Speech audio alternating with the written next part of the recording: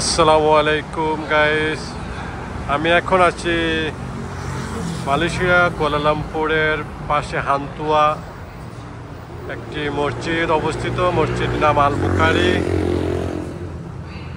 এত ব্যস্ত শহরের মাঝে এত সুন্দর মনোমুগ্ধকর পরিবেশে আল্লাহর অশেষ মেহরবানিতে একটা মসজিদ তৈরি হয়েছে। এখানে মসজিদটি অনেক সুন্দর, যার কারুকাজ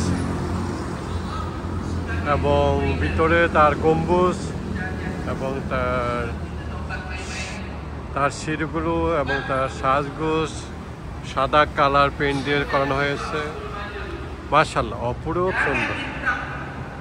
ভিতরের সাইডটা আপনারা একটু দেখতে পাচ্ছেন। এখন আল বুখারি মসজিদের সাইডটা আপনাকে দেখাচ্ছি।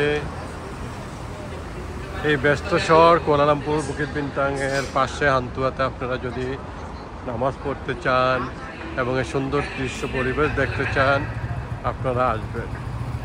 পাশে এক রাকাত নামাজও যদি পড়ে যান,